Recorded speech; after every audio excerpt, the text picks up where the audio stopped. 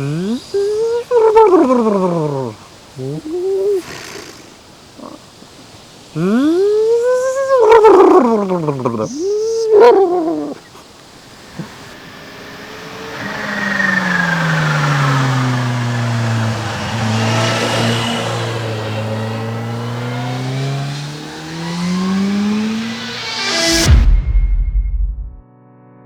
les modèles H2R et H2, Kawasaki lance son nouveau modèle Hyper Roadster, la ZH2, et démocratise sa technologie unique de suralimentation moteur. Le 4 cylindres en ligne de 998 cm3, boosté par un compresseur, développe une puissance maximale de 200 chevaux et un couple impressionnant de 137 Nm au moteur. Mais pour faire parler ces chiffres, rien de tel qu'un détour chez nos amis de GBK Moto.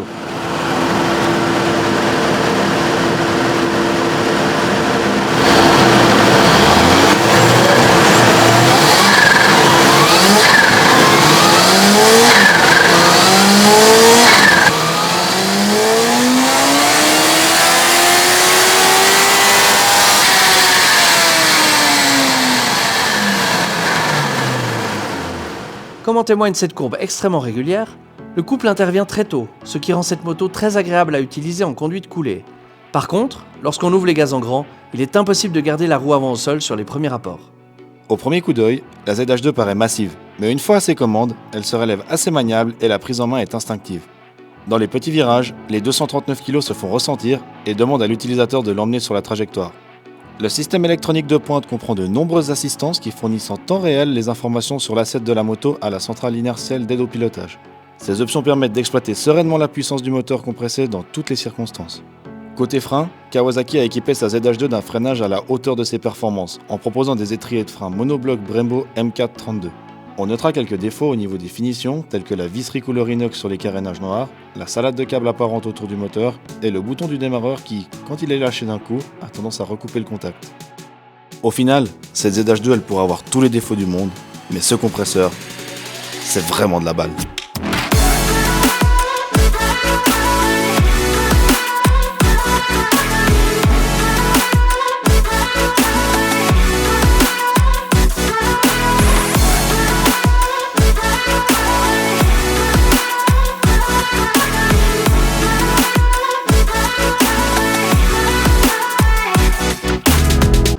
Voilà, après cet essai, on se retrouve comme d'habitude pour le débrief, mais cette fois-ci, comme vous pouvez le remarquer, on n'est pas dans un garage.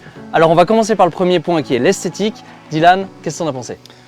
Pour moi, c'est un sujet un peu sensible. C'est vrai que quand j'avais vu à l'époque les fuites qu'il y avait eu un petit peu sur le design, ou bien les personnes qui avaient un peu imaginé des designs pour cette moto, je me réjouissais de l'avoir. Et c'est vrai que quand Kawasaki ils l'ont présenté, j'ai vraiment été déçu.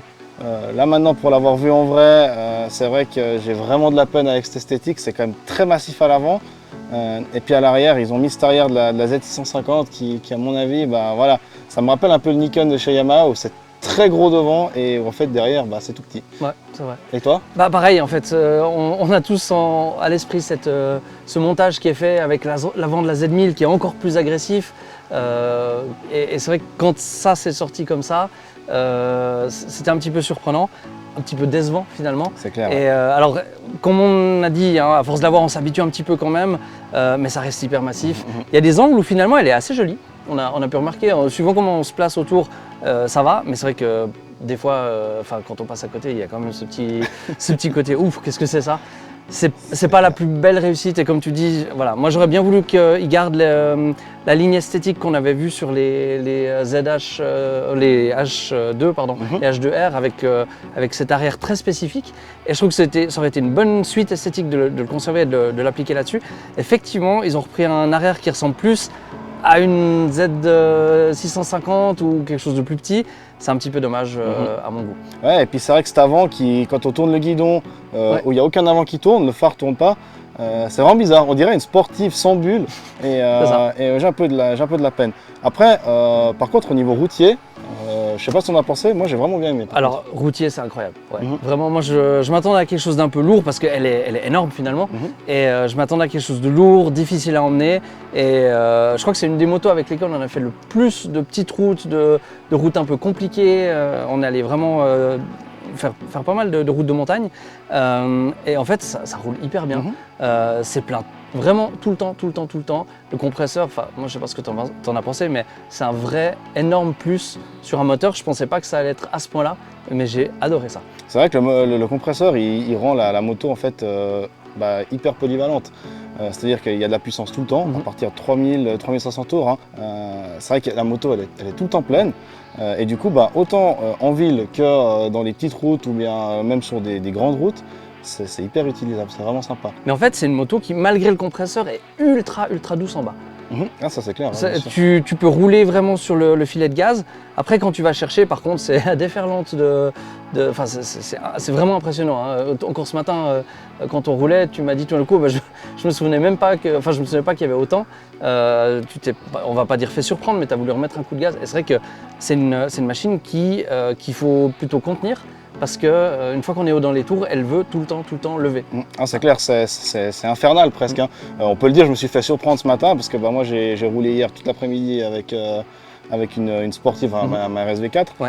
Et c'est vrai que là, en bas, c'est hyper doux. Et dès que le compresseur vraiment s'active et qu'on est haut dans les tours, purée, ça allonge les bras. Hein. On se prend une grosse baffe. Du coup, ça lève tout le temps, quoi. C'est clair, c'est ça. Alors heureusement, justement, tu allais venir dessus, le châssis, enfin la partie cycle. Qu'est-ce que t'en as pensé en fait? Au premier abord, on peut penser que c'est une moto massive et lourde. Et en fait, pas du tout. Non. Franchement, pas du tout. C'est hyper joueur. La moto, elle se place assez bien en courbe. Par contre, c'est un peu plus dur à pencher qu'avec un roadster, je dirais, traditionnel, typiquement la KTM ou bien la Aprilia. C'est vrai que ça reste quand même massif et j'ai pas réussi à pencher énormément avec ça.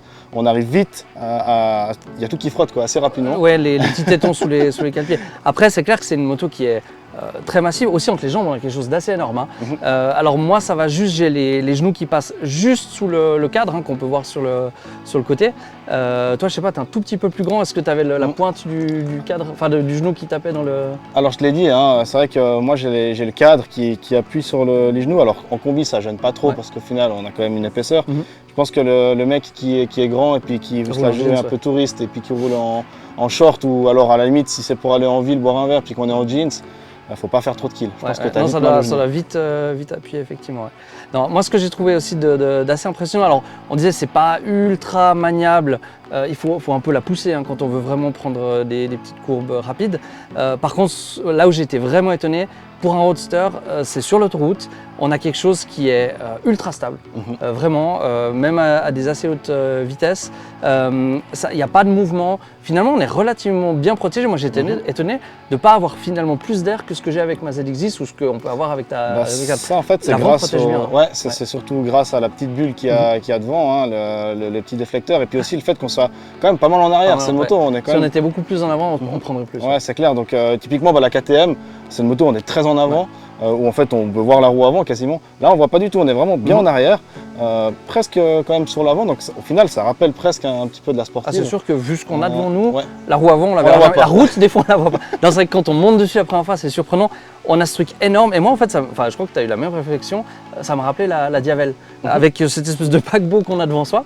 Par contre après la Diavel, moi je l'ai pas roulée, alors toi je sais pas, mais c'est vrai que on est sur une moto qui paraît lourde mais qui l'est pas du tout. Non, pas du tout.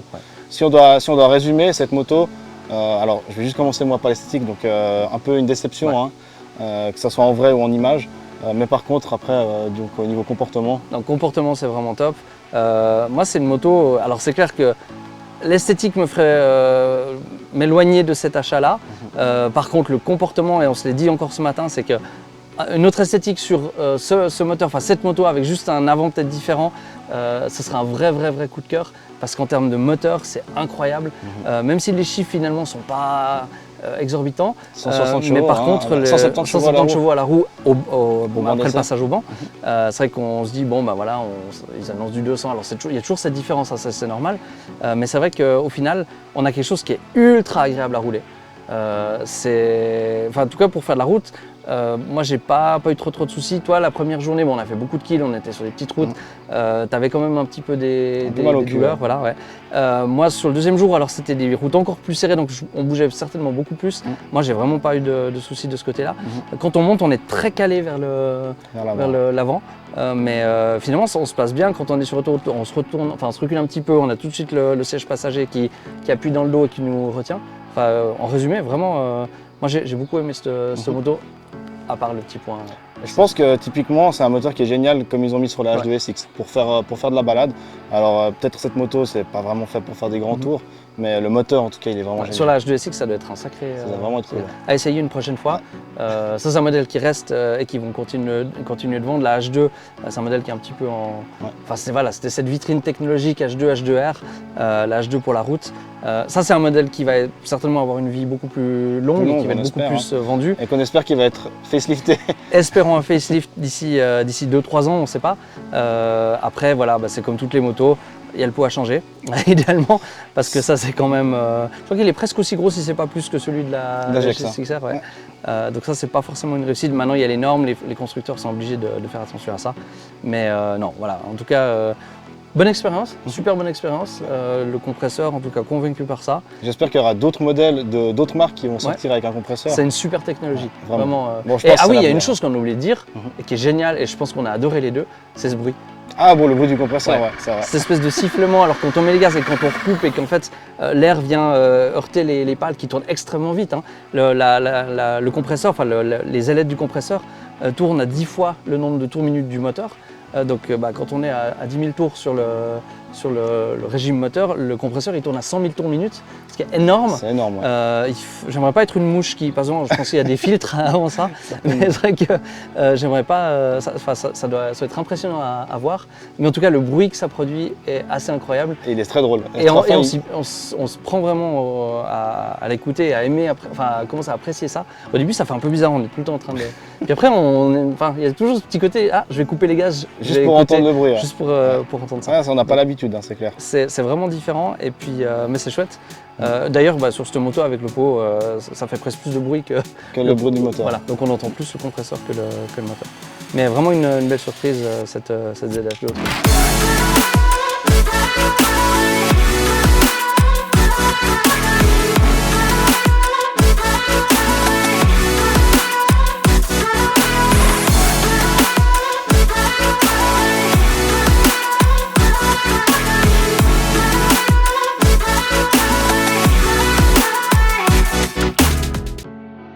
En conclusion, on a aimé.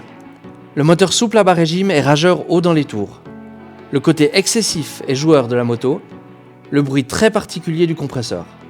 On a moins aimé. L'esthétique pas à notre goût. Certaines finitions un peu cheap et le poids qui se ressent en courbe. La Kawasaki ZH2 est disponible à partir de 18 990 francs suisses ou 17 099 €.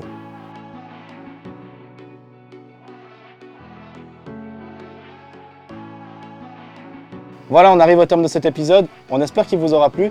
Nous, on voulait encore remercier Kawasaki Suisse pour le prêt de la moto de presse. C'est la raison pourquoi aujourd'hui on n'est pas dans un garage.